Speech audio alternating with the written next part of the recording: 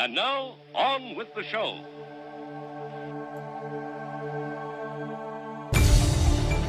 The moment our fellow geeks, dweebs, nerds, and other unfortunates have been fervently waiting for has finally arrived. It's time for TMI, Confessionals of the Nerd Kind. And now, your hosts, Jeff Nerf Herder Chandler, Jim Kaiju Baker, and Christina Yojimbo Henry. You can continue.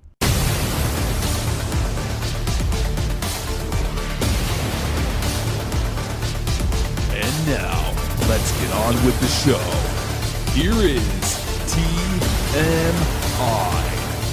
So this is a new episode. Welcome back, everybody. I feel like we just left. Like it was mere hours ago that we were together. You guys again? Really? Really? So anybody who's tuning in, thank you very much. Once again, we're stuck. We're stuck together. We're stuck. I think we're making the most. I think we do every week. We make the most of it. Mm-hmm. I would like to think that people appreciate the fact that we make the most of it. Nobody responds. Nobody's posting reviews. No one's, It would make us so happy if anybody even emailed us to let us know if we're good, we're bad. This is like so ambiguous. It's just like Lao and Yen from Infernal Affairs. Oh, I don't know what to think. I don't know what to think. I can't even read the hierarchy. Yeah. This week we're blasting off again. We're going back into sci-fi territory. To infinity and the moon. And the moon. Boots on the moon. That's our mantra. Boots on the moon. That is pretty much the mantra. Space Force. Nice. And what are we going to pair that up with? I hope it's something good. We are 123 episodes in now, and we have not yet discussed Galaxy Quest at all. That is a slap in the face to all you Galaxy Quest fans, including myself.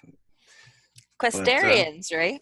Questarians. That's what they're called in the movie. Rockwell refers to them as Questarians. Questarians, among other names, because I think Taggart had a couple pick names for them as well. Yeah.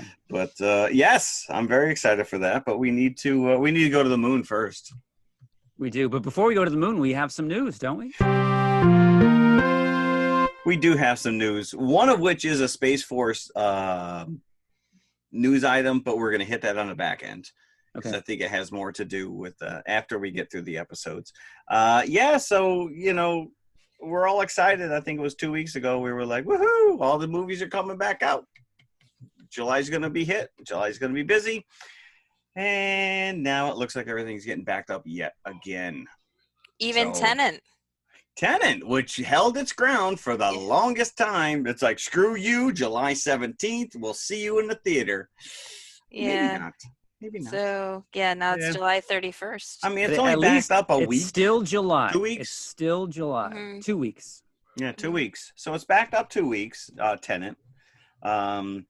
Wonder Woman 84, which Christina was thrilled because it was set to be released. Was that June 5th was the initial? Yeah. And then it was backed up to August, right around your birthday. Yep. We're all like, woohoo, let's go, girl. Yep. Yeah, now you got to wait till October. But guess what? That's my birthday weekend, so woohoo! In honor, I'm going to dress up in a Wonder Woman costume and show up at my local theater. I want to see that, Jeff. Oh, nobody wants to see that. Nobody wants to see that. I once dressed up as a gypsy when I was in 6th grade. Did you spit on the ground every time you spoke after you, not to jinx yourself? No, I don't think I was that entrenched in gypsy lore yet. Godzilla versus King Kong.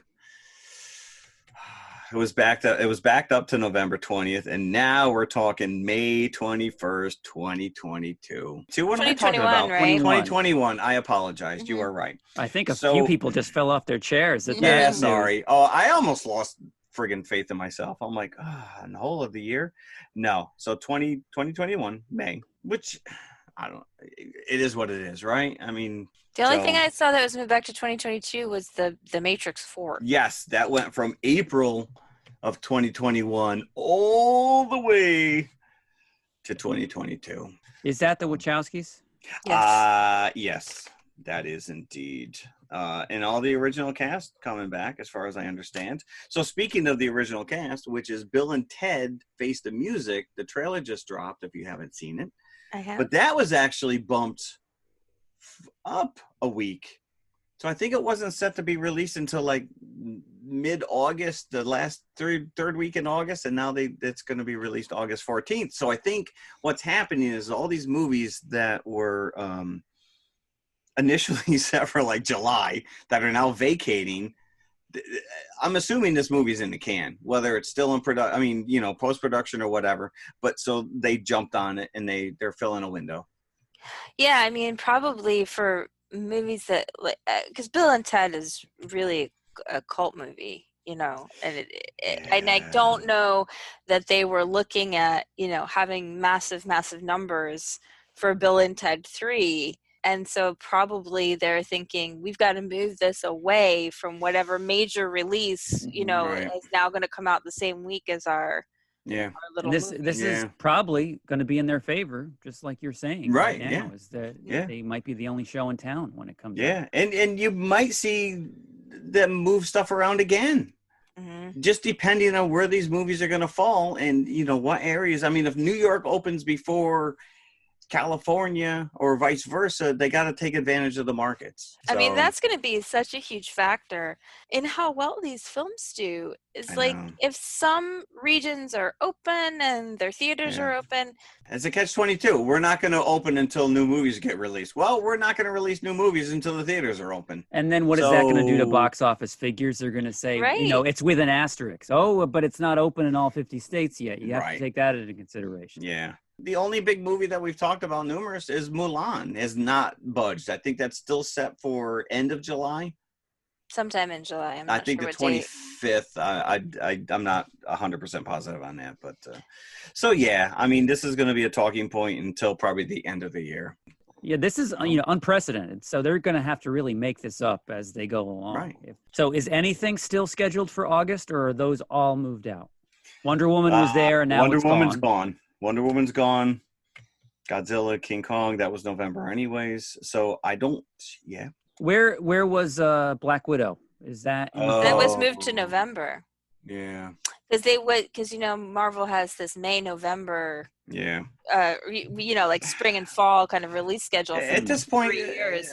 They pushed Black Widow into the space where it's supposed to be Yes. the Eternals, and they moved Yep. the Eternals to Yeah. the spring, right? Hope Springs Eternal. Oh, Hope Mhm. Springs Eternal. So speaking of Hope Springs Eternal, Mhm. where's the New Mutants? Yeah, where does that fall in this song? Where Is that are forgotten the New again? Mutants? They're not so new anymore at this point. No. They're old mutants. Yeah, they're all 10 years older than when they filmed the thing. They don't even remember making this movie. That movie they really should just release on streaming, because it's just getting buffeted around I now agree. by all of these big releases that have been moved, and Yeah. they're still trying to position this film so that it can reach its It audience. is one of those and- movies that's going to get lost. It's going Yeah. to get absolutely lost. We will cover it. Do not fret. But yeah, it's going to get lost. So that's really all I wanted to hit on as far as news goes. So, And I saw something that they are remaking Children of the Corn. again? It's actually going to be a prequel. So what I want to see Children of the Colonels? No, I want to see a 6-year-old Malachi. That's what I want. He who crawls between the rows? Yes. Children of the creamed corn. So apparently it's a prequel to the original. I don't know if it's going to exist in the same cinematic What? universe as the original movie, or if Yeah, they're I'm out. taking I'm a not brand watching new that. take. I'm not watching that.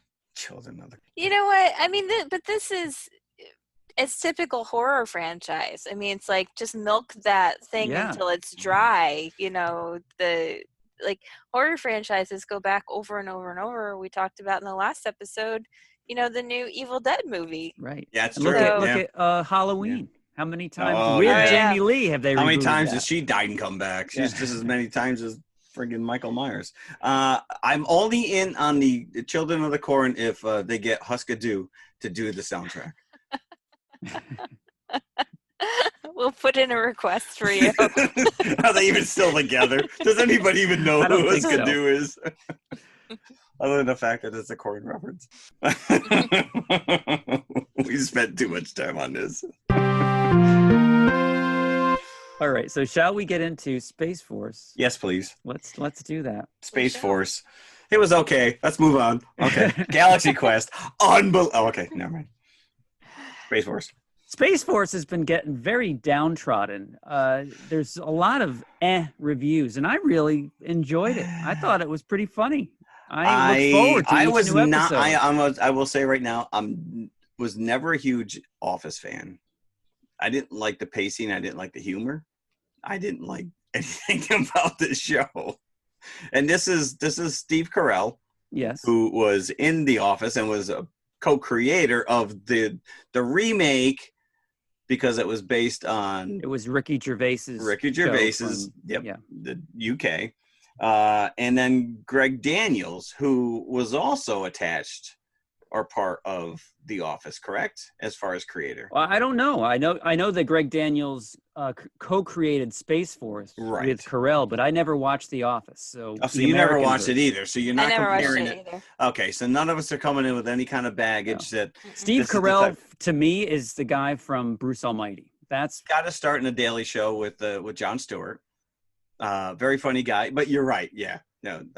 Anchorman, he played Brick, which is just a stupid character. I like him as an actor. I think he's severely underrated because he's willing to make a complete and utter ass of himself to make me laugh.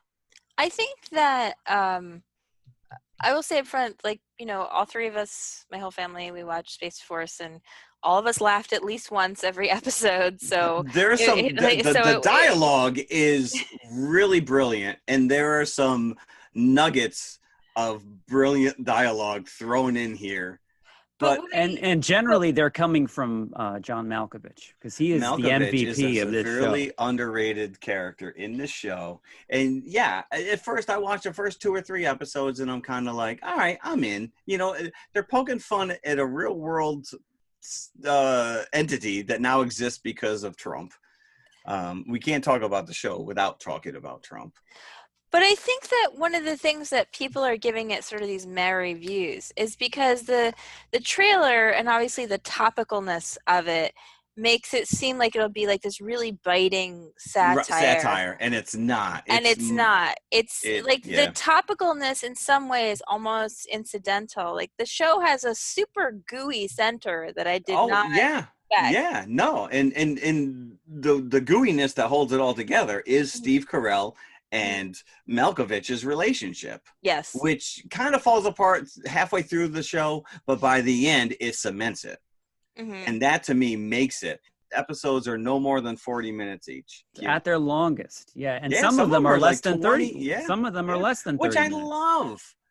Tell the story the way you want to tell it. Don't pad it out to fit that. We don't no longer have to adhere to that commercialism of corporate NBC, ABC, or CBS. You have to do a first act, a middle, and then a last act. Yeah, we just talked about that with Don't Be Afraid of the Dark, which is you're writing specifically to hit those beats to go to the commercial break. This doesn't have to do that. If your story takes up 22 minutes, then that's what it is. If it takes 40 minutes, that's what it is, and it's great. So the plot here is the 6th branch of the armed forces is named Space Force. Yes. And it is commandeered by Mark Naird, played by Steve Carell. Much against his better judgment. It was a joke until he found out that he was in charge of it. Until he found out he was in charge and that he needed to have boots on the moon by 2024. Which is the mantra of this entire show. Yeah, boots on the moon, which is true. This is all based in fact. This is all hinging on Trump coming out in, I think, 2018. Hold on, let me go to my notes, because in 2018, they basically, Space Force was included in the 2020 National Defense Authorization Act, which was signed into law in 2019, and X amount of dollars was allocated from the Air Force into the Space Force. And did you know that we actually have an outer space treaty This exists. We have an outer space treaty as the United States with London, Moscow, and the U.S. And it does not ban military actions within space, military space forces, or the weaponization of space, with the exception of weapons of mass destruction. So we have this treaty that exists that allows London and Moscow and the U.S. to do exactly what he did, which was we need spacemen. We need guys up in space to defend our moon, our planet, which to me is just crazy, but this is the world we live in, right? We now have a space force. The funny thing is that what kind of drove me nuts is that they refer to the president as POTUS. They never refer to him as Trump, which I find interesting. So I don't know if that is a real military kind of a posturing, or if that's just a choice on their end. Because the military loves their acronyms. So I'm convinced that that's in probably, reality what they call him. He's POTUS because it doesn't matter who's in office. He's still POTUS. Same thing with the first lady. She's FLOTUS. Yeah. So that's exactly what you refer to them. And yeah, I agree with you. I thought that was kind of interesting. It's like, all right, POTUS. If you don't know what that is, look it up. So the reality that you just explained, how Space Force sucked money out of the Air Force. Right. The Steve Carell's main adversary here is the head of the Air Force. And they're kind of grappling, named hilariously General Grabiston. These are 10 episodes, so they are really self-contained, but yet they all manage to end in some kind of a cliffhanger. There's an overriding story arc. So there's a whole episode where the First Lady's trying to sell them on new uniforms. And there's a running joke, which was that Steve Carell's character, he's a 4-star general, by the way, Mark Naird. And his secretary is a 1-star general, Brad Gregory. Brad.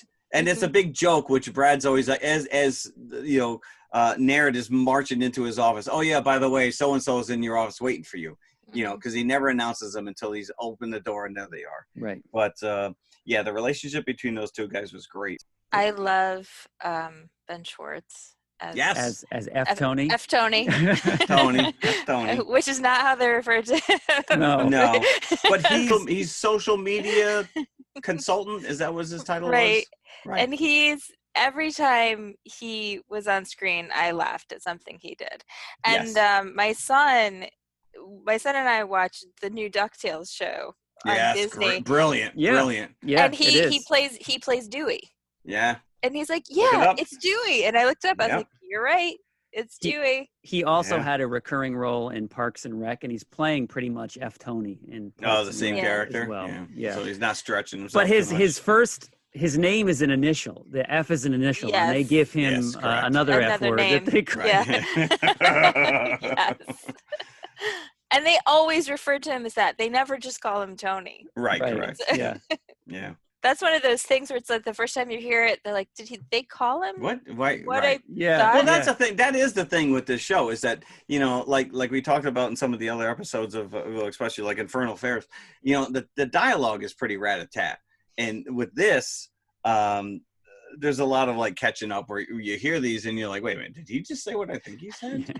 So, you know, the writing is very sharp in this. And then they also throw in a subplot. So the overarching theme here is trying to get to the moon, and they're in a race with China. Midway through the series, they realize that China already has a base on the moon, so that they've been beaten out. So they then have to get there and get all these construction workers onto the ship with them to go, because everybody's backed out. The team that they've assembled to go up there and build a base has backed out, and they were also like months behind schedule. So all of a sudden you realize that China's up there and they're running over our flag, you know, and like a defiant, they're like, they're clipping the Epsilon 6 at the very first episode. At the end, they clip the wings off of the satellite that they send. Oh, we can't skip over the Marcus episode. No, we cannot. That was my favorite episode. Which was episode 2. Right. Episode 2. Save Epsilon 6 is the name of that episode. Yep. So, but yeah, you realize that, not that Naird is out of his league or over his head, but he's a very high-strung guy. And you meet his wife, Lisa Kudrow, in the first episode, and his daughter, Erin, who's kind of chip on her shoulder. You know, dad's got more important things to do or whatever. And there's a great scene in the first episode where he just storms into his office. He closes the door, and you just start seeing him sing Kokomo. Like he's doing whatever he can. And you find that this is an overriding story, which is, you know, this character has to like sing pop culture songs in order to calm himself down. And they use it to great effect in the commercial itself, the trailer.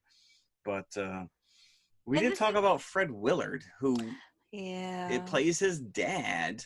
He looks very frail. He looked horrible. And I don't know if he was playing it up or if that was, you know, shaking. I know, that's the problem. But you have to figure, he was 89? But he's still funny. But if we talk about any of these episodes, we have to talk about episode 2, which is Marcus. Oh, I agree. I just wanted to get the Fred Willard out of the way because he was, and you know, the end credits was, you know, in memory of. Big loss. But you're right, that save Epsilon 9. So the first episode ends with them launching the satellite into space, and they're all celebratory. And he's sitting out there. Naird is sitting outside with Malkovich's character, Mallory. And they're celebrating. And he just happens to look through the telescope as he's watching the Chinese satellite pull up alongside theirs, clip off the satellite wings, and then move away. So you're like, oh, okay. So that's how that first episode ends. Yep. The second one begins right where you left off. So the wings are floating there adjacent to their crippled satellite. And they're asking each other, okay, who do we have out there? And they're looking at all the spaceships. What they do find is Mission X-12, which had Marcus the chimp. Yep. And it had Theodore. The dog. Well, that was a husky. That was a husky. Yeah, just based on the curved tail alone, it was a husky. Yeah. So, and you find out that it was like a PR stunt to get these animals out there, and then they're just forgotten about. Yeah. So they're out there, they're still alive because at least one of them is still alive. Well, you don't find that out until the end because at one point you do see the two of them together. They make contact with Marcus. They pull up Marcus on the screen, the chimpanzee, which is the chimp, and they're talking to him because they have the trainer into the control room doing the sign language with Marcus. And the first thing he says was he'd like a baby monkey. And right, great. They go, he'd like a baby monkey. It's no, like, no, that's what they eat, baby monkeys. Yeah. We have a banana. I don't see a banana. No, there's a banana. No banana. He's like sign language. This was actually very well done. And you know, if Mark Wahlberg was still there, he would have sacrificed his entire crew to save that chimp. He would have just been like, I have to go to the bathroom, and then jumped onto then jumped in the ship, taken off with it. So the interaction where Naird is now convinced that they can get this chimp to fix the solar panels on this thing. We have 8 hours. We have 8 hours. He has to do a spacewalk to do it. He has to go outside. So he's in a full suit. He's in a full suit. And they're like, we have 8 hours to do this. And then they cut back. They're trying to get him. So there's some kind of an eye target system on the chimp. So they can see he's looking at the wall of all the tools, and they have to click it. Just like a friggin' video game. You have to click it the minute that the chimp is looking at the tool you want him to touch, in which he will grab it. And so that's what started the 8 hours. And all of a sudden, they're like, we have 1 hour left. So like 7 hours have been spent trying to get this chimp to look at the weapon or the tool, which is pretty funny. And at one point, Mallory storms out and he goes, you keep playing with Murderous George. So that's where like the dialogue comes in. But yeah, Marcus the chimp saves the day. But he's abducted at the end by the Chinese satellite. And so go back. He's still a POW. He is. We haven't seen him since. No. Yeah. But the funny thing is what he actually almost does it. He almost fixes the satellite, and then he's got the drill. He's doing it right. He's drilling the hole around him. And doesn't Naird say at the end that he wants to give Marcus the Medal of Honor, or as he's floating away? Yeah. Until he finds out that he's eaten Theodore. That he's eaten the dogs or not. Right. Yeah, first Space Force casualty. It's like, well, what's going to happen to him now? Well, he will slowly float into the sun. Yes. And then the Chinese come along and capture him. That was a great second episode where you're like, all right, I'm in. So then it kind of meanders. Yeah. In the mid episode, because then they've got to go to Washington to get funding for Space Force. Yep. Then there's that episode where he goes into the lunar habitat. Yeah, I mean, episode 3 almost seems like a complete departure from episode 2. Because, again, it's all procedure. They're all sitting down. He's trying to argue his point. Here's why we need money. But this Although, is, yeah, but go ahead. Sorry. that is one of those things where, like, every time you can almost see every time that Mallory has completely written off Naird as like a buffoon. Yeah. You know, Naird does something that really shows, first of all, he's not as dumb as he seems, and you know That he cares. and that he cares. So when Yeah. he gives the speech about the orange in front of Congress, like, you can tell it's sincere. It comes from It the was heart. impassionate. It was great, Yeah. right? Because the girl who I can only equate to Supposed to be AOC. AOC. Yeah, basically. And she's like, "Can you please justify why we're paying, I don't know what it was, $10,000 for an orange?" Yeah. And he justifies it. And that whole justification, I think, it gives you an insight not only into his character, but that provides the gooey center of the show that you were talking about, the sentimental aspects of Naird's character are perfectly encapsulated in that justification for that orange. Yeah, and he ends his speech with, "Space is hard," you know. You're like, all right, I can't argue with that because I've never been to space, so apparently it is. Because if I was on that board, I'm like, give him this money, give him Right. this money. Give him everything he wants. Give him all the oranges. Give him a couple more Marcuses. Let's get the chimps up there. We didn't talk about the fact that Aaron works at this food truck called Neil Armstrong, which I thought was genius. Now, they make an interesting choice here in terms of Naird's wife's character, played by I want to know what's up with that. Did she not sign on for all 10 episodes? But you never find out why she's in No, jail. it is an overriding story arc. So all of a sudden, so Lisa Kudrow, who we didn't even talk about, plays his wife Maggie. And after the first episode, it's almost like that was the pilot that they sold it on. And then they're like, "Oh, what are we gonna do with this woman? She only signed on for 2 episodes." I know. Let's put her in jail. So they put her in jail, and she's in jail for like 40 years for some crime that has never been revealed. Well, here's the thing. There's a very limited number of crimes for which you can be incarcerated for that long. Do you know them? So you can probably, process of elimination. Murder. Murder, she wrote. and also like certain federal crimes.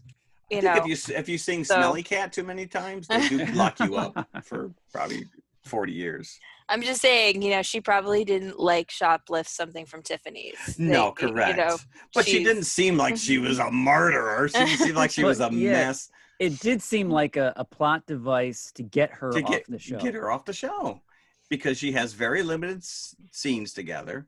And there is one episode where, the whole running theme is conjugal visit. That was actually funny because he's all set to go and visit her for a conjugal visit. And if anybody listening, kids, if you don't know what conjugal visit is, Google it. And he gets shot down. It gets canceled. And POTUS sends him a text message or a tweet or whatever. It says, "Sex is for winners." So he's denied seeing his wife, which is just, and that's because they think that somebody sold out their rocket idea to India because India shoots up a rocket with their technology. Right. Is it Chan? Chan, who is probably my second favorite character mm-hmm. on this show. And the one person that we didn't also talk about, which is Captain Angela Ali. Yeah, she's great. Yes, who is the captain of this flight when they finally go up. And the relationship between those two is awesome. I love it. But that space flag episode probably has one of my favorite lines of dialogue, which was when they first set up and the Air Force is the Air Force captain is just berating him that they're going to beat him at these war games. And so, Carell's character turns around to Mallory and he's like, "All right, mental game of chess has begun." And Mallory's like, hungry hippos at best. He's just kind of like, "Yeah, dude, you were so out of your league." Talking about Mallory and Malkovich, his standout moment for me comes in The Spy, the next episode 6, where he's humiliated. They suspect him because he's got an encrypted file that he's emailed. So they assume that he's sending plans or secrets. Right, because Mallory's being strong-armed into finding this quote-unquote spy who is somehow secretly... And, of course, Mallory, who was the strongest ally within, you know, oh, we found some encrypted email that he sent out. He must be the spy. We got to arrest him, and we got to make and then light we've got to of this. play the email in front of everybody, Yeah. which they do. And all it is him singing "What a Wonderful World" to Jerome, who we met in the Lunar Habitat. The Lunar Habitat episode, who was obsessed. He was a sculptor making giant penises out of sand. So what's not to love? So yeah, it was a heart-wrenching episode because he kept saying, please don't do this. Please, just please. And you see him and he's singing his heart out to this guy. But it added so much to that character other than just a smart alecky curmudgeon, you know. That he does have a heart. Yeah. Yeah. Yeah. So, and the thing about Naird is that he obviously has unacknowledged PTSD from his. Oh yeah, he brought it up numerous times. Yeah. You know, the fact that he had to eat dirt or whatever. Mm-hmm. You know, his plane went down and crashed, and he was like surviving on you know, and behind enemy lines. Yeah, that was the episode where the First Lady was pushing the new uniforms, and that was pretty funny because you had F. Tony and you had Brad. Like constantly. I don't know why I keep forgetting Brad's name, but he's one of the better characters on this show. There's a great scene with him where they're trying to work out if Brad is the spy, and he's completely clueless as to what they're and why they're asking him why these they're questions. asking him. Yeah. So, but we also see that Aaron's had issues because obviously, you know, his daughter, you know, mom's gone, dad's MIA. She tries to throw a party and nobody shows 20 up. pizzas and nobody shows up. And don't order the pizzas until the people are at your house. But maybe they would come if you didn't have pizza. It's one of those catch-22s again. Do I wait for the people or do I order the pizza? So, even episode 7, one of the other characters. So Aaron befriends this military guy. What the heck's his name? The Alabama guy. Yeah. Duncan? Yeah, I think it is Duncan is his first name. He's not that bright, and she kind of calls him out on it. And he's like, I can stare at a cereal box, and it's like HBO to me. You know, it's like he wears his heart on his sleeve. He's like, whatever, man.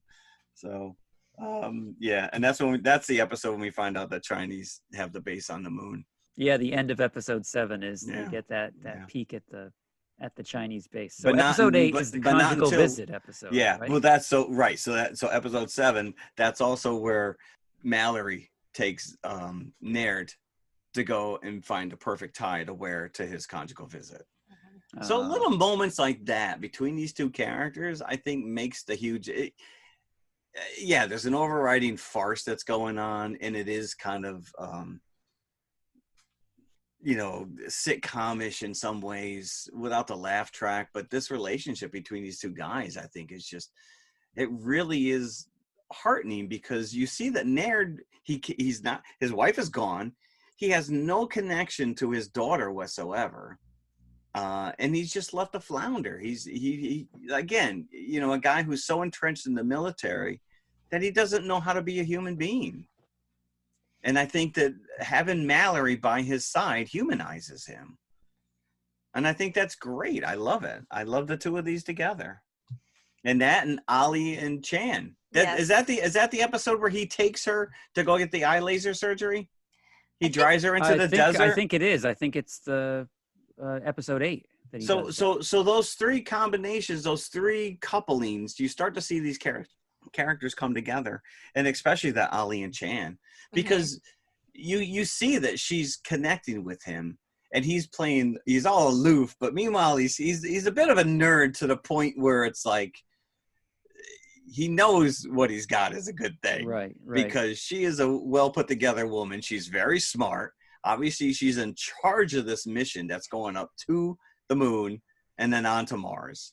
And yet he just, he's playing it off like, yeah, it's cool, whatever. Yeah, and the fact that she is the pilot, the helicopter pilot. Yeah, that's Carrell has to go back and forth. That's how you get to learn about know her. Yep, through their conversations together, and that's how they bond as well. Actually, that was one of my favorite things in the first episode when he had snapped at her and then he left her the pineapple. And then he left her the pineapple. Yeah. And I was like, then like immediately when you see that, you're like, this guy isn't so bad. No, he's not. know? He's not. Yeah. Yeah. Like I said, he's a product of his environment because he doesn't know anything else at this point. I was speaking So- of Ali and Shan, though. I loved that scene in the truck when he's trying to explain Full Metal Alchemist and Full Metal Alchemist. All right, you're Brotherhood. trying to explain anime to me. Yeah. Right. Well, first of all, because I've actually had this conversation where I've tried to explain Full Metal Alchemist and Full Metal Alchemist Brotherhood to other people, but I love that because she's pretending like she doesn't know, and Right. then she's like, you're mansplaining to me, but it's like as my favorite line because she says, you have kidnapped a woman so you can yell at her about cartoons. Right. How dare you? We've all been there, apparently. So this Whatever. gets into the final 2 episodes now, Yeah. the meat of this thing, where they actually launch with the astronauts to build their own base. Now, China has laid claim to where they were going to put up their base on one of the moon. Yeah, so they set up their base in the Sea of Tranquility, which is anybody who's a NASA nerd knows that that's where we landed the lunar rover back in '69.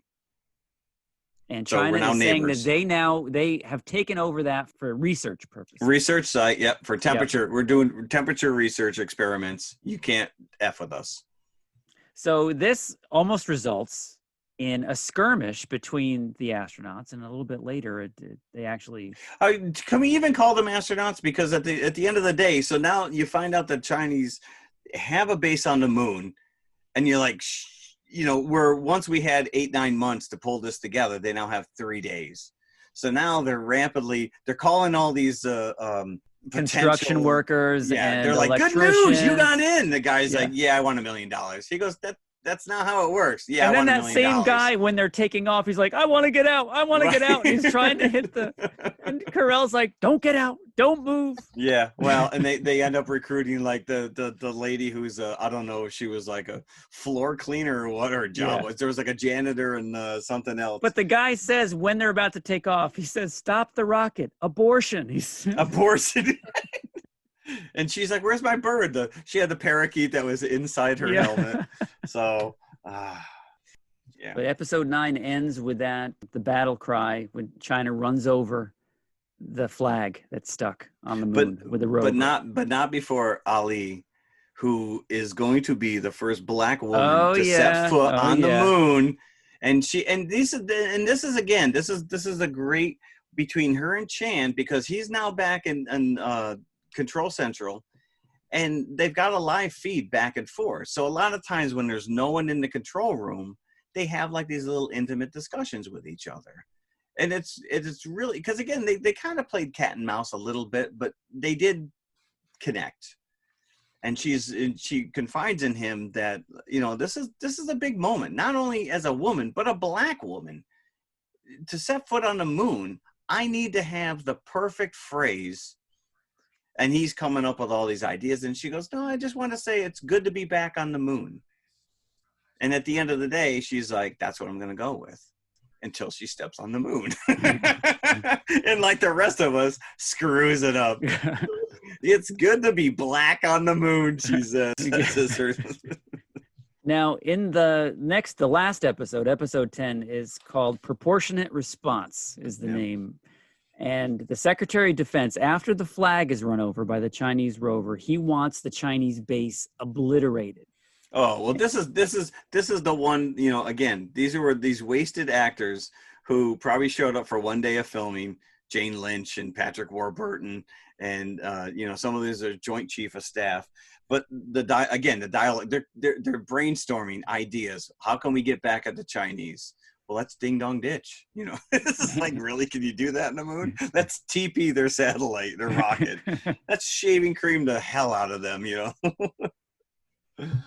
Oh boy! But it is worth noting that Naird, does not want to use force on the moon. Correct. Right. And that none of the other heads of their various branches of the military want it either, except for Grabthar.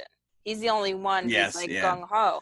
So when it comes down to it, and Naird, basically refuses to attack the Chinese base, Grabthar sent in to take over because the Secretary of Defense wants this. And Jane Lynch says, and all of the other various heads of the military say, this is on Grabiston now. They're like, I want to be on record that I do not agree with this. Like, we are violating various treaties. Yep. And so, I mean, you hope that Grabiston gets some kind of comeuppance for. You would like to think Right. so. This is also to bring up the fact that Mallory quits. I think it was in a previous episode when he finds out that they brought guns with them for this scientific research. Mm-hmm. They brought guns. Right. But Naird says to Mallory at that point, whatever you think of me, I'm trying to make sure that you guys are protected. There are people out there that are way worse than me. Yeah, right. And he basically says, I have to do this because there's a chain of command. Yeah. He's a military guy. Yeah, you got to follow orders. Yeah, and I cannot not follow orders. He said, but there could be someone worse than me here. Yeah, and we know there are. So, and this is where, Chan basically steps up as chief scientist. He takes over Mallory's role. At this point, Naird disobeys orders because they want their astronauts to attack the Chinese base and take the guns and use them. And so he orders them to dismantle the guns. And use them around the base. So, Yep. Take those springs and you make something out of them, yeah. And then he goes AWOL, but then he goes after Aaron, who is in this nightmare situation with these drug dealers. This I thought was a little forced. So Aaron, pissed off at her dad because obviously he left her at the prison in a helicopter, decides that she's going to quit her job. She's drunk, quits her job, and then somehow catches a ride with these yokums who drive her out into the desert for nefarious purposes. And it's like she's screaming at them, stop. Meanwhile, they're driving 2 miles an hour. Just jump out of the back. I thought the exact same thing. Yeah. So jump out of the back of the truck. But one of the best lines of dialogue in this whole thing was during that Joint Chief of Staff meeting when Naird was being forced to use these guns. He goes, I need shock, I need awe, and I need it as a PDF because my computer does not have Microsoft Word. It's just like, we've all been there. So, but yeah, this I thought the Aaron thing was a little forced because here she is calling her dad, you always said you'd be there. Because they had this argument, they had this conversation that she always takes back seat to everything that's going on in his life. You're my first priority. So now she calls him going, Dad, I'm in imminent danger. And he's like, well, I just been arrested and I'm not really sure. So then she calls Duncan. He goes, yeah, I'm sitting right next to your dad. He's like, I can't help you either. But the thought of sexual assault in a show like this that's as lighthearted as it is but it seemed like those characters didn't even care about her. They were all hanging around the fire. I mean, yeah, she tried to get away on a bicycle and they chased after her with motorcycles, but it didn't really seem like she was in danger. It's like they weren't like road warriors. It's like, well, we brought her to this party where we have meth, Yeah, basically. Yeah, you want a part of it? Yeah, no, not. But she also calls her mom. But she escapes. The mom escapes to help her, and then Naird takes the helicopter and goes after her. Right. And all of a sudden, he shows up in the helicopter. She's being chased by the motorcycles, and he picks her up. And as they're going to lift off, there's Mom and Louise, who also escaped from their prison. So now the whole family's back together. But it's just kind of like if you come back to the base, you're gonna be court-martialed. And that's basically how the show ends. Mm-hmm. Oh, not without the Chinese destroying our base first. We go to their base to destroy it, which we take them out. And as we go back to our base, look, they destroyed our base. Now, did they destroy the Chinese base? They did. Ali reports that she says, we destroyed the habitat. We destroyed their oxygen reserves. Yeah. We made it, unlivable. And we are prepared to accept the Chinese refugees at our base. Yes, right. They expect to go back and just wait for these Chinese to come knocking on the door going, I don't know what happened to our habitat. Come we live with you? And that didn't happen because they passed them. They actually passed them in the I knew exactly what they were doing. You did know exactly what was going to happen. And they all take like stupid wrenches and, whatever. So I really enjoyed it. I liked it. Yeah, it grew on me. Like I said, the relationship between Mallory and Naird, those two characters is just, It's something special, and so I really hope that it does come back for a season 2, and I'm in. So it's hard with the TV show, but can we give buckets to Space Force? I'd give it a solid 3.5. I'd say 3. Yeah. Yeah. I'll go in between you two. I'll 3.25. Okay. Yeah. Yeah. I will watch season 2. I will. Yeah. Let's hope it doesn't take as long as Lost in Space 2 to come out. By the time season 2 comes out, we will have a real Space Force on the moon. So speaking of that, the news item that we want to talk about, which we shared in text messages long before this, which is the fact that Netflix secured the trademark rights to Space Force long before the military did. The Air Force merely owns a pending application for registration inside the U.S. based on intent to use, meaning that the feds are basically in line, but there's no confirmed trademark right now. So Netflix owns the rights to Space Force in Europe, Australia, and Mexico, and apparently elsewhere.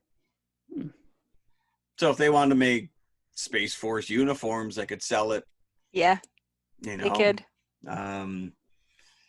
Yeah, it's interesting. I guess the military has been really, and you would think, I mean, Trump, look, he was nuts with licensing when he was on The Apprentice and all that crap, but apparently the military's always been very lax with registering crap like this. And CBS lobbied for 10 years. Paramount Pictures applied to register JAG 6 times between 1995 and 2005, spanning the life of the TV show. So I don't know. I mean, if you're going to get a Space Force shirt, it's probably coming from Netflix and not from the U.S. military. So if the military want to continue with Space Force, would they have to pay Netflix for the right to use it? I don't know how that actually plays out. So basically it's saying that Netflix can produce a television series without confusing consumers, just as the military can train fighting astronauts without anyone mistakenly thinking the streamers is sponsoring such an academy. But when it comes down to products is where the issue is. Where, if you have Space Force branded mugs or, like I said, T-shirts or uniforms, they both could have the right. Isn't the insignia different? I mean, the military's insignia is, yes, because I think the military, because I think the TV show was in production before they actually presented the logo. And of course, the official Space Force logo is very reminiscent of Starfleet from Star Trek, which got a lot of ridicule. But listen, if you're going to go down that road, you might as well just embrace it. So, as long as you embrace the message of Star Trek. Well, that would be nice if we actually embrace the message of Gene Roddenberry and that everyone can get along in space. I'm thinking that you also have to realize that Starfleet was not a military entity in Star Trek. They were scientific research. Although Kirk tended to shoot up people every left and right. So yeah, they had some nice weaponry in the research facility. So speaking of which, let's go to the concession stand, and we'll come right back with Galaxy Quest.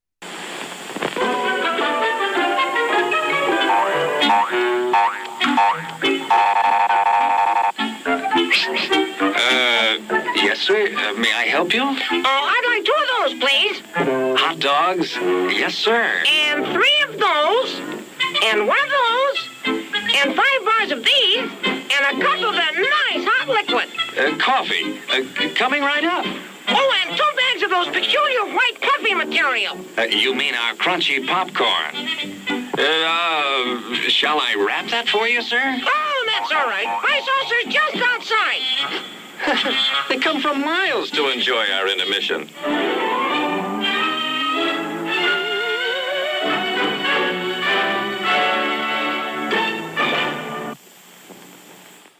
Okay, we're back. Oh man, this has been a long time coming. Now, did you see this in the theater? Either? Yeah, I did. I want to say I didn't. I don't remember the first time I saw this movie. I do not think I said 99, right? I don't think I saw this in the theater. I have seen it numerous times since. As a matter of fact, when I told my wife I had to watch it for this episode, she laughed at me. She's like, "You watch it every 3 weeks. Why would you need to rewatch it again?" But I gladly watched it over the padded. Did you guys watch the documentary? Yes. No, I did not. Never give up, never surrender. You It should- is such a lovely love letter. And this is a movie when it came out didn't really land where it needed to. No, it was a hit. It was a become- hit, but it was not a major. It made its money back, and that's basically what it did. Like, before we go forward, obviously, like, you know, the whole sort of meta-ness of it is like a key factor, right? So like for those who have not seen this movie, although I have trouble believing any of our listeners have not seen this movie, Or that it at least doesn't know Numerous what times. the But wait, story this is. this was the first time Jim had ever seen it. Yeah, but obviously I knew what it was, and I know, but Yeah. but knowing what it is and watching it are two different things. There probably are people out there who know of it but have never seen it. Yeah. the concept of it is that there was a TV show called Galaxy Quest, starring Tim Allen and Sigourney Weaver and Alan Rickman. Yep. As But very not as characters, themselves. Right, no, not as themselves, right? No, They yep. play actors, right, in the movie who were on this show, and now basically their whole life is just going to these conventions where they do meet and greets with people who love the show and people Yep. who cosplay and all this kind of stuff. And it's easy now to look at it in this kind of convention culture that's been built in the last 20 years, but 20 years ago when this came out, this was still a very sort of niche thing. It was, yeah, which is Unless very you were- impressive to think of. Unless you were entrenched in that world. Right. because that in was which your case world. you Yeah. were like, I mean, there are so many points. Right, you can watch this movie and appreciate it on its own terms, but if you were any bit of a Star Trek fan or a sci-fi fan, but more so Star Trek, it is just drenched in like you said, the meta-ness of it all. Because if you've ever read William Shatner's Star Trek Memories autobiography, there are so many points, especially with Taggart, Jason Nesmith, who is Tim Allen's character. Like, the stuff that he deals and endures is what Shatner went through as Captain Kirk with Star Trek. Right, and if you're familiar with Leonard Nimoy's biography, right? yeah. I Am Not Spock, where Yep. he spent all these years trying to distance himself from Right, the right. character, Yeah, and yeah. that's clearly what Alan Rickman's Rickman's character is character, yep. trying to do. Yeah. Is And distance what's himself from the character, and the beautiful thing with when Spock when Leonard Nimoy went on tour, and when they did do these conventions, which were nowhere near the size of the conventions that exist today. Like you said, it was a really niche market. It was a really nerdy group of diehards. You're talking about a TV show that died a horrible death on NBC, and it took a fan-based campaign to bring it back. It's not like he ever showed up wearing his ears. But with Alan Rickman's character, you never see him without his head cowl. Yeah. right. He's always in character. And I think there's so much to love about this movie. Because it was such a niche market at the time, that's probably why it didn't do as well as it could have. Because it was speaking to that smaller audience of fanboys before they were known as such. fanboys, yeah. But it's interesting. Trekkies. They don't even call them Trekkies anymore. You're a Trekker. Do you remember seeing that documentary, by the way? Did you ever see that documentary, Trekkies? Came out probably about 20 odd years ago. Yes, yeah. And I remember one of the guys in that documentary saying, we don't call ourselves Trekkies. We call ourselves Trekkers. Yeah. But one of the things that's interesting to me, this is sort of a side note, but I truly believe that this movie does not exist without ground that was paved by Wes Craven. I know you guys are going to think I'm crazy. Okay, connect it up. So 1994, New Nightmare, which is yes, like the most meta movie yeah. Ever made, basically, in which, Robert Englund and Heather Langenkamp play themselves as actors. Yes. Yes, as well as their characters in the movie. That movie was way before its time, 1994. Like nobody was ready for New Nightmare. But 2 years later, he made Scream. And Yes. Scream does a lot of the same things that Galaxy Quest does, where it sort of acknowledges the tropes and sort of has this sort of wink to the audience, like you're a part of this. The character of Randy, who's like the ultimate horror movie fan, he's a lot like Brandon in Galaxy Quest. Yep. I just think it's interesting because like people always see horror as sort of like this bastard stepchild of film, you know, but in a lot of ways, like horror will start doing things way ahead of the curve, you know, that suddenly like move into the mainstream. So yeah, I just kind of wanted to acknowledge That's that, interesting. Yeah, absolutely. you know, that Yeah, like, and that's forgotten. Yeah, I completely right, forgot though. about Yeah. New Nightmare. Yeah, Mhm. but I will say that this does have its origins in a fan fiction story that was written in 1969. well, It was a Star Trek fan fiction in which Shatner, DeForest Kelley, and Leonard Nimoy were abducted by aliens, thinking that they are the real characters. So, Is there a lawsuit going on? No, about it was a this, or- fan fiction that was rewritten. It was rewritten, or I'm not rewritten, but it was republished in the you know, one of the fan magazines years later. mhm. And again, as many times as I've seen this movie, until I started doing research for this episode, I had never heard of that story, nor have I read it. But I would love to just check it out, because that is, you know, that's the origin of what this is, which is you've got alien creatures who somehow are coming across these productions, these broadcasts, and thinking that they're historical documents. Three Amigos covered this same territory. Okay, as yeah, well, you're right. with Yeah, three so there's a actors. fair amount. Yeah. Okay, yeah, Yeah. fair enough. But with that, it's more of they're more tweaking the Western genre. But I love Galaxy Quest for what it is. And I'm not even a Star Trek fan. Yeah, no, neither Like am I said, I. it works Yeah. on a completely different level. One, you start, Right. because there's so many references to Star Trek episodes or Star Trek lore. You know, even like the scene where Jason's character Taggart, Commander Taggart, they're down on a planet and he's being attacked by the rock monster. Now that plays right into a famous episode of Star Trek where Kirk is on the planet with this Gorn, and he has to find materials on the planet in order to make this rudimentary gun to take him out or whatever. And one of the characters says, "Can you find like some rudimentary lathes? Can you know?" And he takes his shirt off. Captain Kirk is notorious for somehow, Like, you know, I think that was one of the quotes I read for George Takei. Always said that when he laughed the hardest at that scene when they said, "Oh, you that's managed the to get your thing. shirt That's off." the thing. Which you see these characters, you see these actors who are now entrenched in these characters that they played on a TV show years ago, and they're now forced to show up at these conventions, and now forced to show up, you know, at you know, car sales, or, you know, the stupid grocery store openings. I love whenever they're at one of these things and Rickman has to say, By Grabthar's Grabthar's hammer. And the way he delivers it, Yes. especially at that ribbon cutting, whatever it is, by Grabthar's hammer. What You a shall get great savings. sales. Yeah. Right. But the one thing is that, you know, you go back to the Shatner biography, which is he was clueless that his entire cast, co-stars, hated him. Mhm. And that plays out huge in this, which he just has this stupid ego.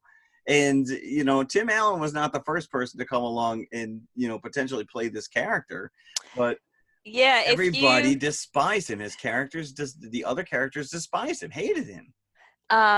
so there's many great revelations in the documentary Never Surrender, and one of them was the various people that they had tried to cast before Tim Allen, and initially they had asked Kevin Kline, which I think I could see him working it. Fish Called Wanda is one of my favorite movies, and it's largely due to him. And I think he's a great comedic actor. But they had also thought like Alec Baldwin, Bruce Willis.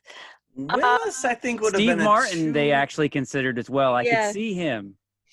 But in the end, Tim Allen's perfect because in some ways, almost the character's almost a riff on Buzz Lightyear. He where- is. He Right, complete. yeah. He is. So yeah, because Steve, he's so full of himself that he just Tim doesn't Allen see the- has that science fiction cred already as Buzz Yeah. Lightyear, because you cannot hear this man speak anymore and not think to infinity and beyond. Right. Now, Harold Ramis was attached to this until Yes. Tim Allen was connected, and then he's like, I'm out. And he balked. He balked at Tim Allen. Yeah. Yeah. And now I think afterwards he said, you know what, he did a damn good job. But at the time he was like he was a champion for this.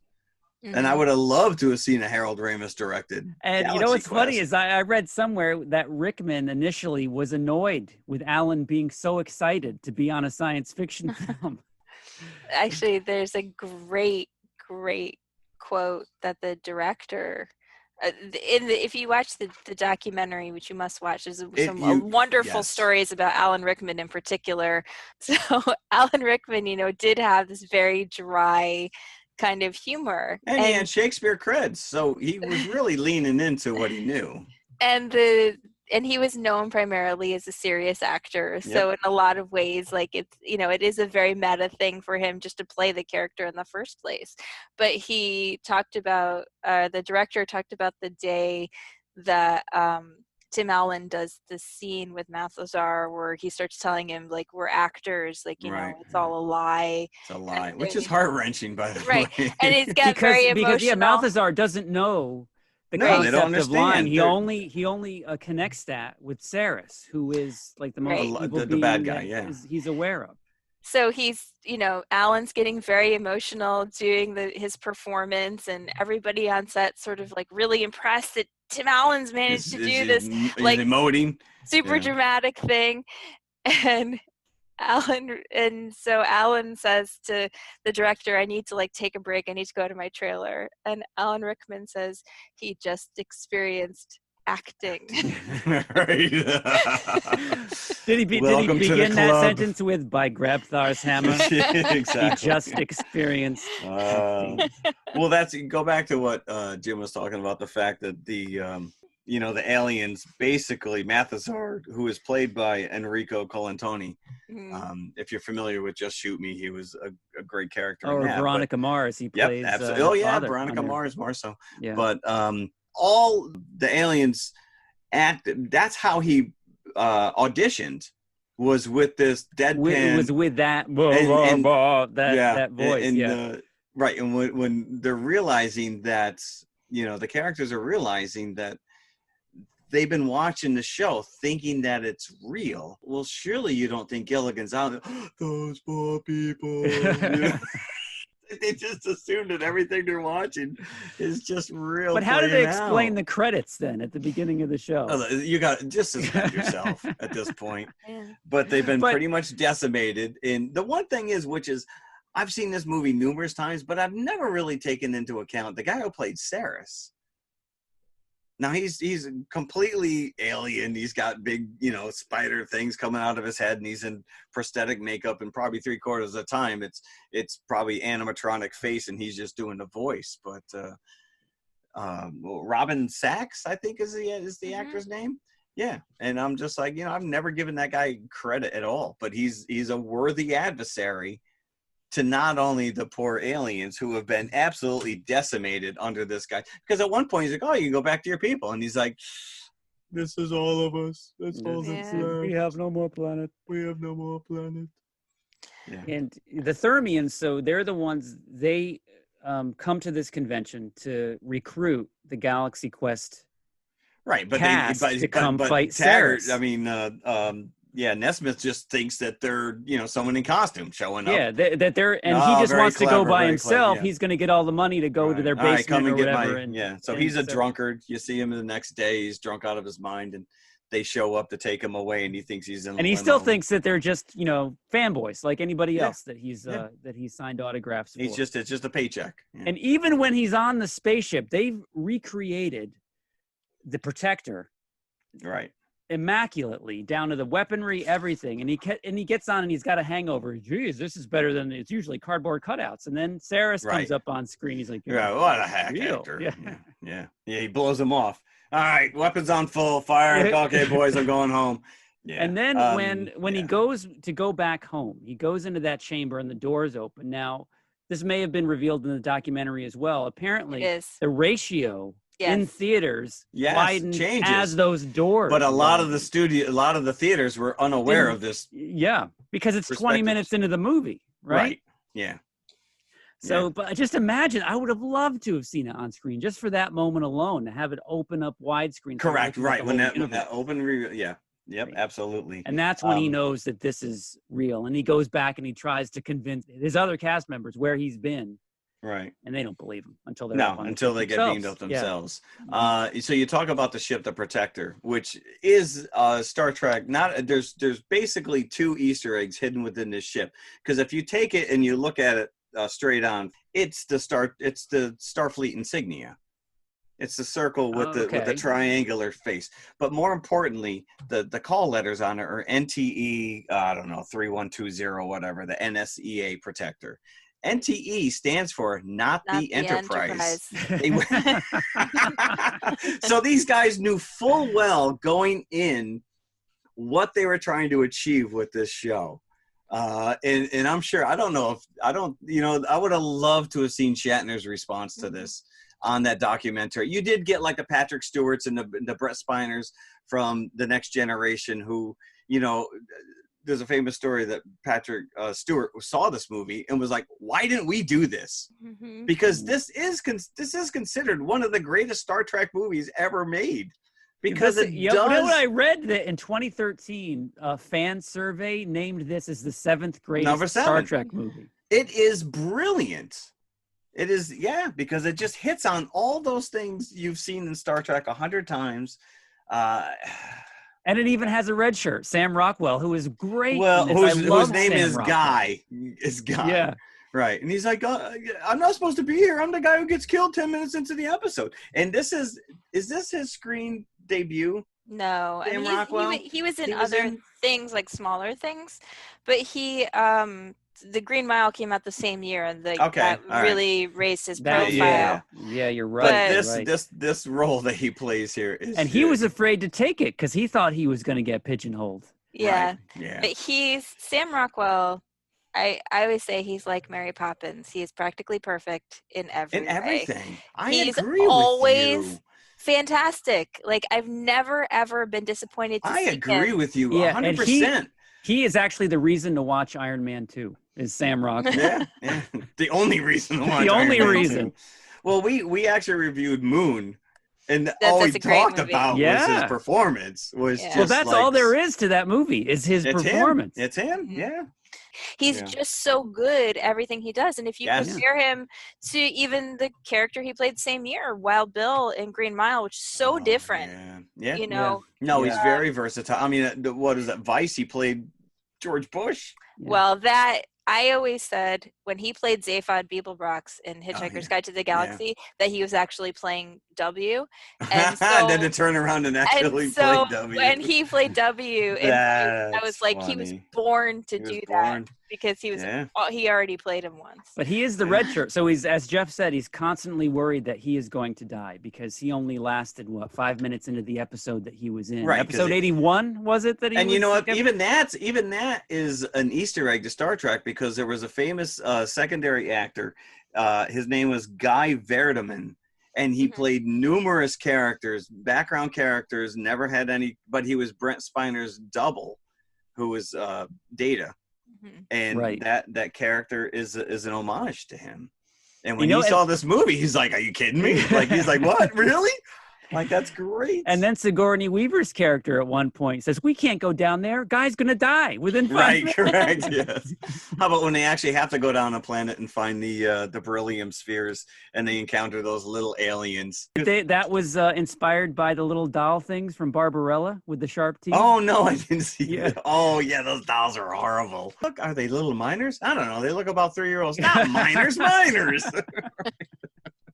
Now that is a dad joke if I ever heard of it. Do you know who I think is really underused in this movie? And he's underused because I think I like him too and everything I've seen him in is Tony Shalhoub. He is very underplayed in this. Like but Sergeant Fred Kwan, I think his character is high throughout. Yeah, he plays it. Absolutely plays it. He played it like because that. all the other ones, when they're getting beamed onto the ship, they're like screaming, especially Sam Rockwell's character.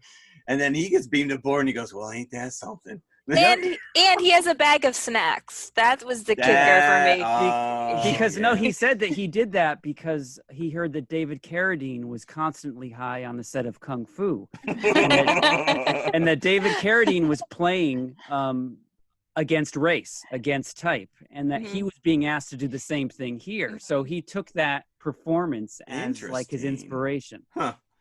So, but he ends up having a relationship with the Thermian girl. Or we assume that she was female. It doesn't matter at this point. Right. They fell in love. And we need to talk about Justin Long, who was Brandon, who is the kid. This is his first movie. Yes, he did. And if you don't know that, like, he did go on what? He was in that Live Free or Die Hard movie.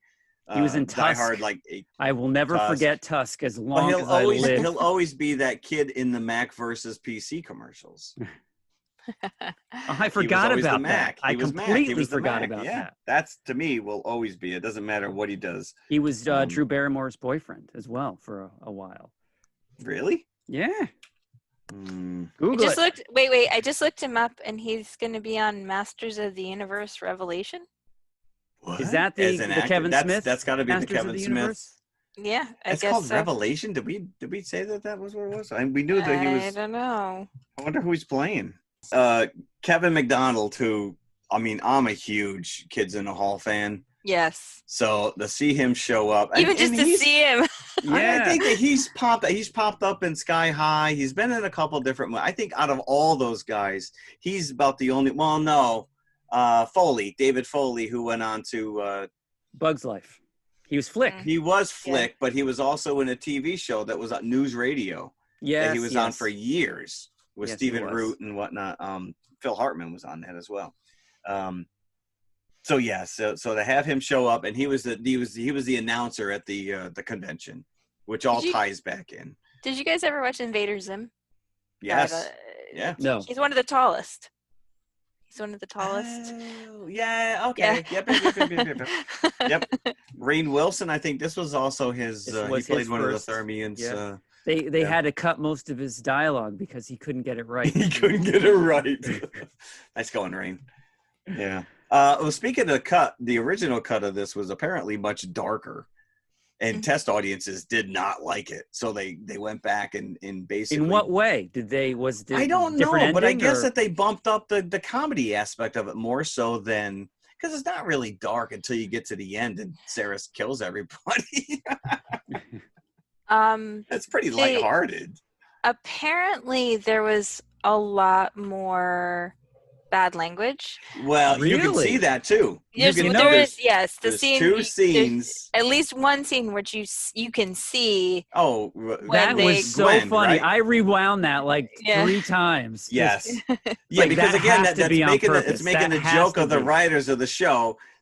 Gwen and Taggart are making their way to the Omega-13, which is this magical thing that's going to somehow reset. They don't know what it means or what it does, but they need to get to it. And they have to go through the chompers. And there's these chompers. And she's like, what the hell is this? Oh, don't you remember this from episodes? She goes, that was a poorly written show. Who wrote this? Like, why would we have this on our ship?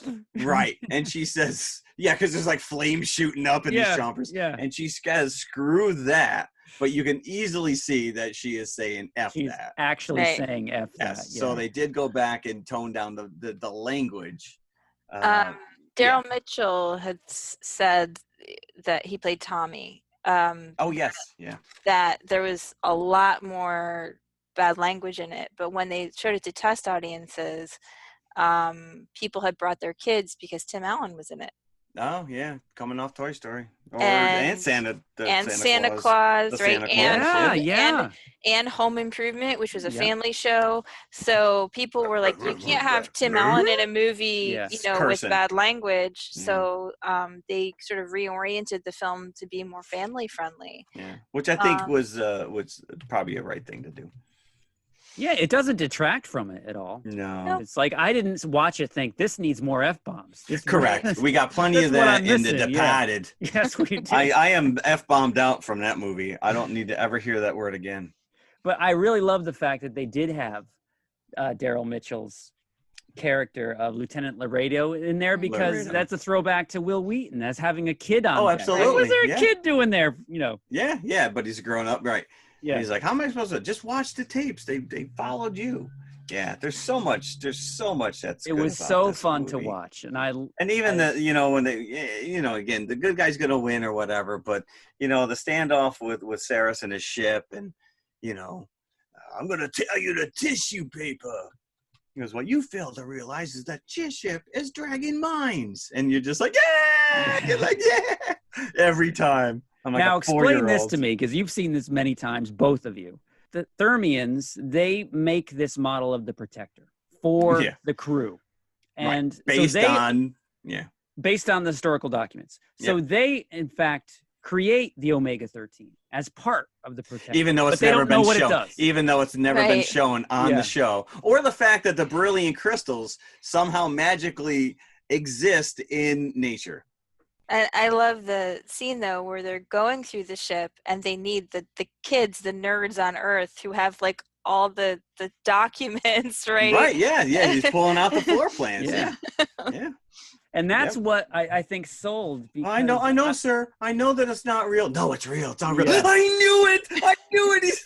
Because I was reading an interview with Patrick Stewart about this, and how he was saying he was hesitant because he was afraid that they'd be making fun of Star Trek, and he didn't really want to, like, a mean-spirited kind of a thing. So Jonathan Frakes called him after opening weekend and said, you have to see this movie. This, yeah. He said that the thing that he loved the most about it was that aspect of it, where it was the fans that saved the day. Yeah, that saved the day. Yeah. And again, you can watch a show and appreciate it with no Star Trek knowledge whatsoever. But if you have an inkling of Star Trek and the history, it's just so many more layers that are just tacked into it. It really is. It's a gift that keeps on giving. It really is probably about as close to a 5-bucket without actually giving it 5 buckets. Without actually doing it. Yeah. And Saris, he dies like 4. It's like Return of the King. He dies like 4 times. Yeah. Well, that's great. I mean, that's, and that's when Taggart realizes that, they all get shot. They all get taken out. They save the day only to be killed. Saris, Omega-13. Let's find out what it does. Yeah. It doesn't destroy. It rearranges. 13 seconds. 13 seconds, which is not a lot of time, but he was able to save the day, and they got the show reinstated back on the air. But that's all. I mean, Star Trek Next Generation was all new cast members, but over the course of the show, except for, well, no, not even. Every one of the original cast members came back in a cameo, whether it was on a TV show or in the movies. You had Kirk, you had Bones, you had Spock, all have come back. James Doohan, Scotty. So Stan Winston actually created the Thermian octopods creatures, and apparently Steven Spielberg saw it and said, yeah, no, you can't do this. They're too weird. You got to make them look more like the creatures from Close Encounters. Yeah. And he went back to his studio, and they're like, we've been working on these for months. We're not changing this. And so Winston had to go back to Spielberg and be like, we love that note, but no, we're going to stick with what we got. And that's what's great about them, is that because they're so unlike you don't want them to show up and look like gray aliens. That reveal where the octo arm comes up over Kwan's shoulder. Yeah. That's such a great, and he just kind of rolls with it, and he's like, screw it. She looks semi-human, so I'm going to go for it. Did you see the thing about Tim Allen and the piece of the Nostromo set? That he was begging, because they didn't want Sigourney Weaver in this. They didn't want anybody associated with like sci-fi movies. So she had to fight to get this role, but he was a huge Alien fan. He was a huge Alien fan. He's just a huge sci-fi fan in general, but a huge Alien fan. And he had somehow a piece of the original Nostromo set, and he asked her to sign it, and she signed it. Stolen by Tim Allen, loves Sigourney, and apparently he was upset. He was pissed because he could now never sell that on eBay. Apparently, I don't know. I think it's worth even more now. That's great. I didn't steal it. It was appropriated. And Sigourney, of course, had the blonde wig and enhancements, and which a crew member remarked, and he shall remain anonymous. Many of us thought it gave her a whole new personality. Yes, I'm sure that's what you thought. Well, she said when she put that blonde wig on that she felt like she lost 20 IQ points. Because her whole job, the character on the show, is as smart as the actress is. The character on the show, her whole job was just to repeat what the computer was saying. And I joke because when I go on trips with my wife and we put on Google Waze or we put on, whatever, anytime the computer says, make a left, my wife repeats it. I'm like, I can hear it. But so I joke that she's this character from Galaxy Quest. Right. But isn't she the only one that can give the computer orders? Yeah, basically. Yeah, Yeah, it doesn't listen to anyone but her. Correct. Yeah. Computer, you're right, because they're all asking the questions at one point and it won't answer. And she's like, computer, can you? Then it answers her. Yeah. So, but even she makes an offhanded remark about the fact that she was interviewed on TV Guide once and all they wanted to talk about was her boobs. Yes. Like that again is based on Jerry Ryan, who played 7 of 9, who, is very buxom on Star Trek Voyager. Like that's all they wanted to concentrate on was the fact that she had big boobs. So a lot, like all these little things that just are so entrenched in this Star Trek lore. Yeah. They took. They originally were going to name it Galaxy Quest: The Motion Picture. That was its original title. There was a behind. I think it was HBO or somebody did like a behind the scenes documentary where they were all in character. I've never seen this. I got to look this up on YouTube. I read about this. It was on the E Network. They did E Network. You're right. Yep. Yeah, but they were all in character, talking about coming back and playing these roles on the big screen, right? Right. Yeah. And so not as themselves. No, either. playing these. Yeah. So must have been that was before the movie came out. So if anybody happened to catch this on the E Network, what the hell am I watching? Yeah, right. That's like that that sort of pre-fake documentary they did for the Blair Witch Project before the Blair Witch Project came out. Remember? So it was on like Sci-Fi Channel or something. Yep. Or Jeff, remember we covered that abduction at Crystal Lake or whatever it was. Special. Yes. We did it with signs. It was kind of kind of like that. That's the same Blair Witch found footage. Speaking of meta, huh? Very cool. I can't imagine that there are people out there who are listening right now who have not seen this, but apparently or that don't like it. I would be very shocked. I want to know if you do not like Galaxy Quest, you need to give me a 12-point Word document. Well, the movie and reviewer, as a PDF because I don't have Word. The reviewer for the Village Voice panned it. Oh, of course he did. Said the many 8 to 11-year-olds in the audience seemed completely enthralled. That was the best thing he could say about it. Wow. I guess I fall in that category because... Yeah, me too. My son loved it. We watched it for the first time together, and he loved it. It really... I think for them to go back and get rid of the potty mouth stuff and just sell it as what it is, I'm glad. Because, it's a larger audience. Yeah. Sequel, it's been in the works. The latest was that it was going to be a TV project via Amazon Prime, which it got held up, of course, due to Alan Rickman's. Yeah, but that's like 16 years after the show. The movie came out, right? He died in 2016. Yeah, I can't imagine doing it without Alan Rickman. So what are you going to do if you're going to make it a TV show? Is it a TV show about the rebooted TV show? Or are they going to be character? No, the premise is going to be like a next generation Galaxy Quest, and having the next generation Galaxy Quest cast and the original cast in the same meta type show. But again, are they playing the characters? Are they actors playing the characters? I don't know. I don't know. I would assume it's the same. Again? I assume they would be playing. No, this is one and done. I don't see how you can. It's perfect the way it is. Yeah. But before Rickman passed, everybody was signed on to this. That was in the original movie. Yeah. It is a cult classic now, even though it probably wasn't that big at the time. So as I said, it was released Christmas on literally the 25th of 1999. December. Wow. So it just snuck in there to be a 90s movie. I was going to say, listen, Y2K loomed large in my life. I probably didn't want to go to the theater then. I don't need a plane dropping on my head. It was a $45 million budget, and it made back $90 million at the box office. So it made its money back. Katzenberg apologized later on because it actually, once it opened, it was one of these rare movies that the box office grew in the first 2 or 3 Word weeks. of mouth. Then Katzenberg realized that they really dropped the ball in terms of advertising. Nice Because going, they made that Katzenberg. e-special, and that was pretty much it. Huh. And the trailer the main trailer that came out for the film was taken from the print that was the pre-production print before the special effects were out. So the really trailer nothing looked kind of cheesy compared to the finished film. Huh. So Interesting. yeah, DreamWorks didn't do a great job. But we have it today. It's Yes, we do. Yeah. It is beloved. Are you gonna go like 4 3/4 buckets?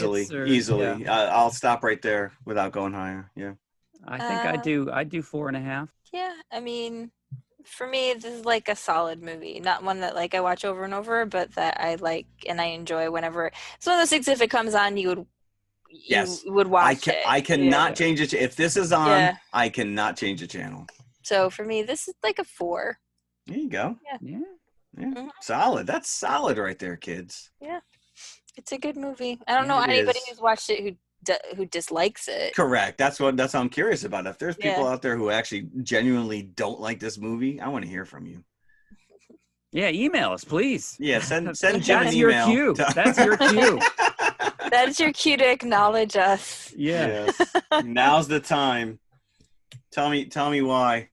So I whenever am we do wrong. like a big milestone movie like this, I'm always sad when we're finished talking about it because now it's just We'll never talk relegated about it to our history. We can't talk about we'll bring it up again. again. We'll bring it up Yeah. numerous times. But this leads us to our confessional this week. Confessionals. Yes. Seeing how the Thermians came out with such a perfect replica of the Protector, it kind of made me think, what is our favorite sci-fi vehicle or vehicles over the course? Now, this doesn't have to be a spaceship. You know, spaceships obviously are included in this question, but it could be a terrestrial vehicle as well. Now, we've already kind of covered this ground with what We your have, favorite because car. my answer may be a little bit the same, but I'm going to go terrestrial, and both of mine are submergible.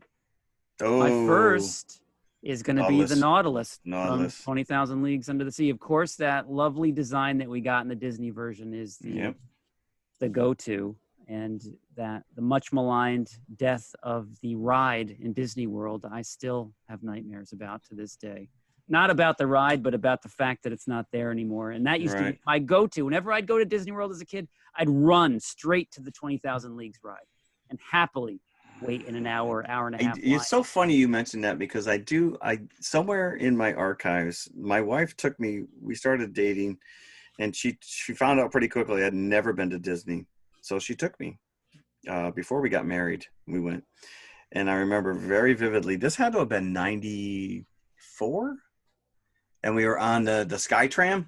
Yeah. And we went over the 20,000 Leagues, and it was, the lagoon was emptied. But the ships were still in there. And I have a photo that I took of the Nautilus ships just sitting there in dry dock. Yeah. Heartbreaking. Yep. Heartbreaking. So I never got to experience it. I think you can go on YouTube, though. Somebody had recorded it somewhere. Yeah, on I'm their, sure. Yeah. Their I'm 8mm camera back in the day. Yeah. There's all these lost Disney websites of all these dark rides that don't exist anymore. Someday you can look up Splash Mountain as well when Brer Rabbit was there. So Nautilus is my first, and the second I'm going to say is the Yellow Submarine. Oh, good call. I think that just makes it into sci-fi territory. Oh, hell yeah. Yeah. I love the design of this thing. It just makes me happy to look at it. It puts you in that happy place. Yes, it does. Yes, it does. Yeah, the blue got meanies. The Lego. The blue meanies can't even scare you away. No. So yeah, those are my two: Nautilus and the Yellow Submarine. Okay. Yeah. All right, I'll go next. Which is, there's no, you know my answer, Jim. I've said it before. Yes, I do. And I will embrace this until the day I die. Which is the Millennium Falcon is the greatest cinematic ship. Probably followed closely by the Enterprise, the original Enterprise itself, which hangs proudly in the Air and Space Museum in Washington, by the way. I have been witnessed at the same Air and Space Museum back in, I want to say it was 99. They had a behind-the-scenes Star Wars exhibit, Magic of the Myth, and they had the Millennium Falcon model. It's probably a 3.5 foot wide model on display, which was, I could have just sat there poring over the details all day. But in the real world, I have two answers, which was as a kid, I was absolutely obsessed with the space shuttle, and especially the Enterprise, which they piggybacked. They would fly it, and it would land, and then they'd piggyback it on the back of a big Boeing 747. They would fly it back to Air Force Base in Texas. I don't know if it was. Oh, it must have gone. No, because I think it landed in Texas, Houston, but then they would fly it back to Cape Canaveral in Florida. And it's now on display at the Intrepid Museum in New York City. So if you ever wanted to go and see and I've not gone to see it, by the way, the Enterprise. I loved the design of the space shuttle. Yeah, it's so simplistic, and obviously they stole it for every space shuttle movie from Moonraker on once we created it. But one of my most beloved toys was a plastic space shuttle. Really? Yeah, it was nice. It was the size of like a Star Wars vehicle, so it always would. Yeah, and it never went into space. It never actually went into space. It was just a test. But this is the endearing quality of Star Trek, which was, NASA had an open casting to name this thing, and overwhelmingly, Star Trek fans wanted it named Enterprise, and that's where it got its name from. So, when everything opens back up in Chicago, I'm going to have to go to the Museum of Science and Industry and get you a mold-orama of the shuttle. It's a very Chicago thing. So it's this bizarro thing you will find at every zoo, every museum, every like notable place in Chicago. Basically, it costs $2, and you get like a shape of something made out of hot wax, basically, and then it dries, like quickly into whatever shape they molded it into. So like when my son was younger, we, would collect one everywhere we went. We got a T-Rex from the Field Museum. We had a shuttle from the Museum of Industry. We have a gorilla from the Lincoln Park Zoo, and so on and so forth. And you always burn yourself on some hot wax because there's always there you go. Here's your gift. There's always a little bit still at the bottom that hasn't dried yet. Is this like trademarked in Chicago? Like, go look it up. Mold-orama. Mold-orama. Okay, and you'll probably find a YouTube video of people making them. But it has not to be confused with if you go to the Syracuse, New York State Fair and they make things out of butter. No. It's not butter. So I can't eat it. It's like it smells like burning crayons. Oh, nice. Like it has such a distinct smell. I feel like for $2 I can get this. $2 you can get a mold-orama of the shuttle. Where's my $2? It sounds like a gimmick to get you into a John Waters movie. It smells like mold. That's right, kid. Give me your $2. All right, Christine. So, what's your favorite vehicle? So, I struggled with this one a little bit because I'm not as big a sci-fi fan as I am sort of a fantasy fan. But so I just decided to cheat and picked a fantasy vehicle. Good, there you go. because a lot of times I don't really pay attention to vehicles per se. I don't really pay attention to them in real life either. Like I don't recognize any. Like a guy thing, I guess. I don't recognize any cars like logo. Like unless I see the word, I don't know what it is. Oh, but but my favorite vehicle probably is the castle in Howl's Moving Castle. Ooh. Yeah, which is a giant sort of steampunk, falling apart, crazy thing held together by magic, walking on chicken legs. So if I had to have a house that moved, I definitely would want it to be Howl's Moving Castle. I think that it would be hard to have your China in the cabinet because every time it took a step, it's like shifting left and right. Very cool. I'm going to look up Mold-orama. I don't know what the rest do, but I now have a new obsession. If you're going to take away anything from this episode, it's going to be Mold-orama. Mold-orama. Yeah. When everything reopens, Chef, I'll get you a shuttle Mold-orama. You are awesome. I promise. That would be the greatest thing. So can we hazard a guess as to what we're doing next week? I have no guess. What are we doing? I guess we should have come to a decision earlier. We're twisting in the wind on this one because we are running up a wall. Let's do the Hitchcock thing first. I'm in. Okay. Okay. Cool. So Rear So- Window and North by Northwest. Yes. So next week, a special episode, and we're going to concentrate on 2 works of the great Alfred Hitchcock. Good evening. So we're doing Rear Window and North by Northwest. Oh, North by Northwest. Now, Jeff, are this is these going to be a both- 5-bucket episode. This is a 5. North by Northwest is a 5-bucket movie for me. And Rear Window is a 5 for me. So there you Ooh, go. So it's a double. 10-bucket episode. Yes. 10 buckets. Mhm. Jimmy, you want to throw your choice in there? We'll make a 15-bucket. No, this is enough. So next I'm week, in. Alfred Hitchcock. As we With wait the- for new the content to suspense review, we is are killing doing all me. these special episodes. Lucky you. I know.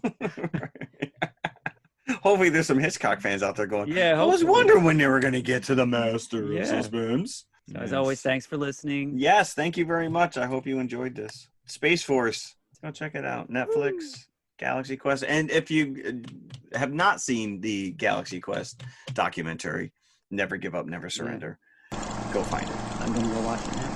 Yeah, nice. All right, kids, right. enjoy. Bye. Thank you. Bye. Bye. Hello, everybody. If you liked the podcast you just heard, then please follow TMI on all of our social media outlets. First and foremost, email us at tmipodcast2018@gmail.com. That is tmipodcast2018@gmail.com. And you can follow us on Twitter at TMI_podcast2018. Stop over, say hi, give us a compliment. We'd love to hear from you. Awesome. Make sure you follow us on Instagram as well, which is also TMI_podcast2018. And of course, we are on Facebook, facebook.com/TMI Podcast 2018. And it should be noted, we also have a community page, so join the forum. And if you like to watch YouTube, you can see us at TMI Podcast 2018, all one word. Look for the popcorn bucket. Popcorn bucket. Or you could just go to our website, which has every link there, TMIConfessionalspodcast.com. And we'll see you at the concession stand. We'll save some popcorn for you. Children of the creamed corn. Bye.